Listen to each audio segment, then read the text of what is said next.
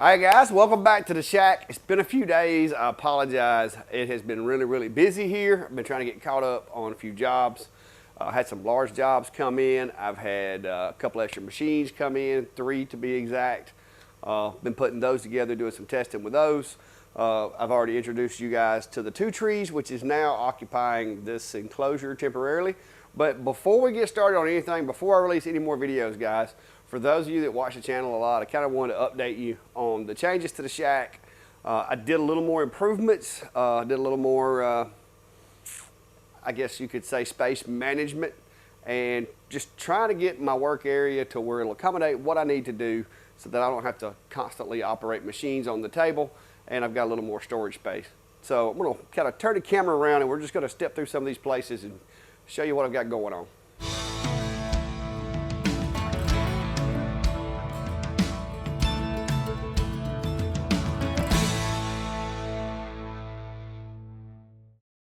All right, guys, so if you've been watching the channel for a while, you would recognize that this has been slightly changed.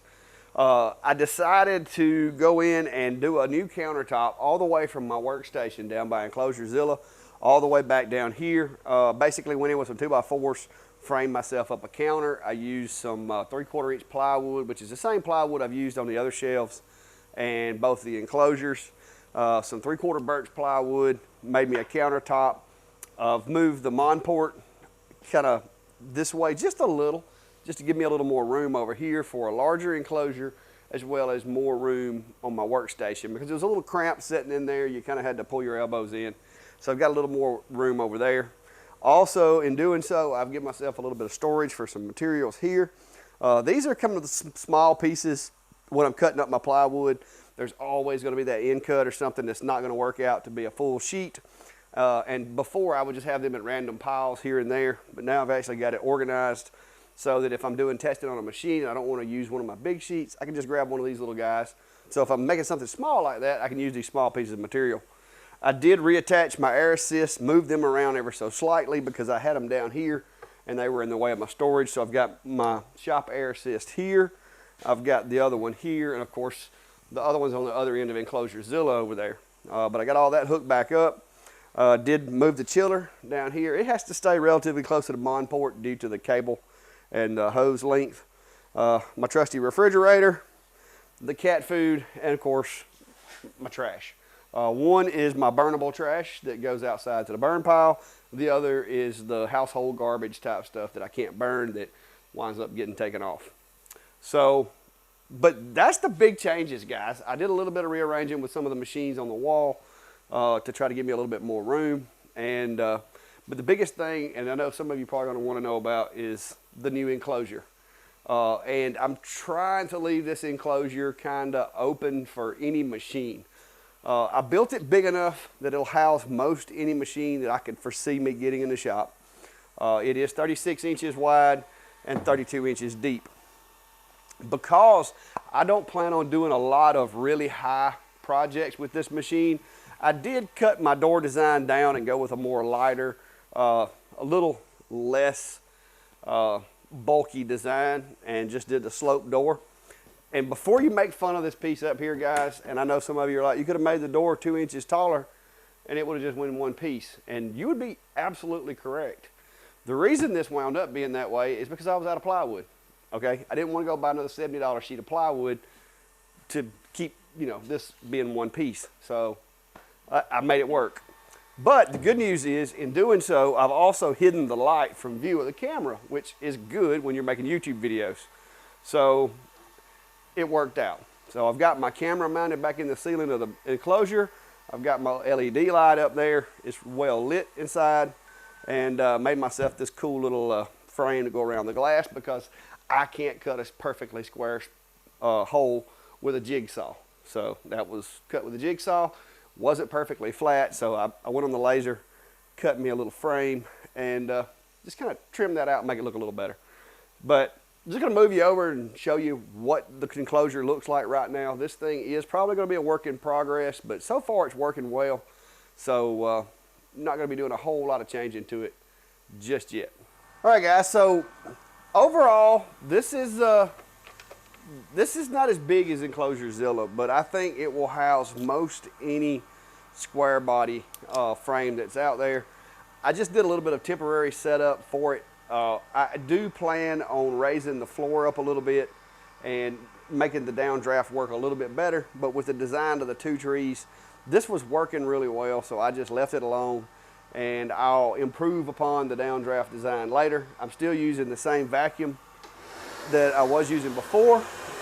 It pulls the air in right here in the back, and the way I've got it set up right now is this plywood is over the top of the vacuum where the vacuum pulls the air down, and so it actually spreads the vacuum out along this this piece of plywood right here a little ways. So it's working pretty well. It's getting rid of the smoke the way that I wanted it to, and I'm happy with it. The Two Trees machine, for any of y'all that may want to know, is almost, I'd say almost 28 inches, just the frame and everything, which is not terrible. But when you look at the back, guys, this is actually the widest part of the machine is the gantry.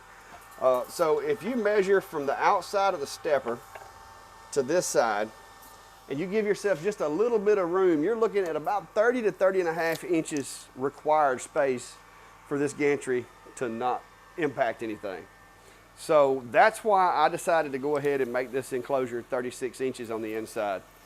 So I've got 36 inch inside to inside, and then I've got 32 inches front to back. And hopefully that'll house any diode laser that comes in.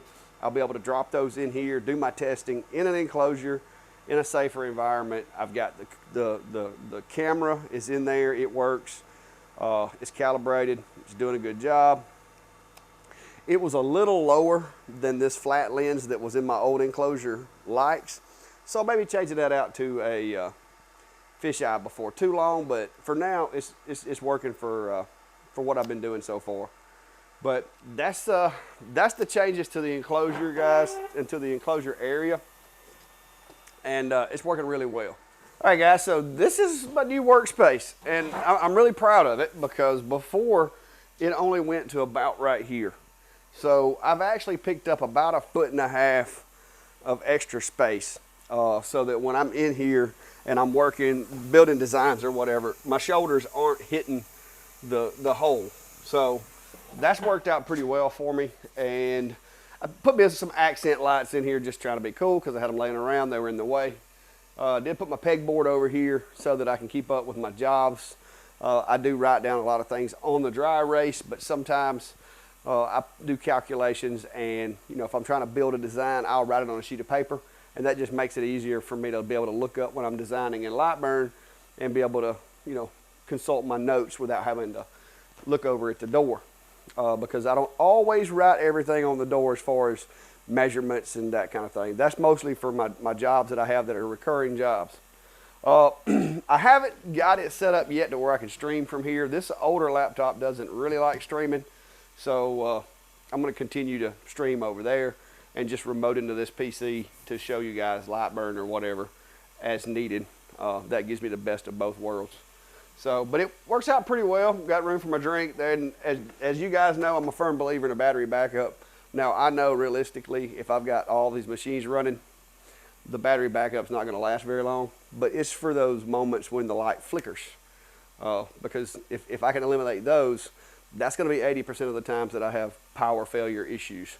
But I do have a webcam and a microphone set up over here. So hopefully, if I do decide to do a little quick live, I can do it from here, and the quality of the video will be good enough for you guys. So, but that's the big changes I made this week, guys. Just trying to make the work area a little more user-friendly for me, look a little better, and take better care of these machines and keep them secured and make sure that I don't have to try to use machines outside of the safety of an enclosure. Even though I do have portable enclosures, it's just an inconvenience when you get used to these things. When you get used to having a fully enclosed machine, it's hard to go back. It's just really hard because you get spoiled. All the luxuries that you have inside the enclosures. Now, I will say the price tag for this remodel wasn't too terrible. I think it was somewhere near $300 is what it cost me in materials. I did recycle the parts of the other enclosure I had. the acrylic, the hinges and everything is recycled from that enclosure. So I didn't have any added hardware expenses other than just the materials, the screws, and my time. All right, guys, so that's going to do it for my update for now. I just wanted to share with you guys what I've been up to.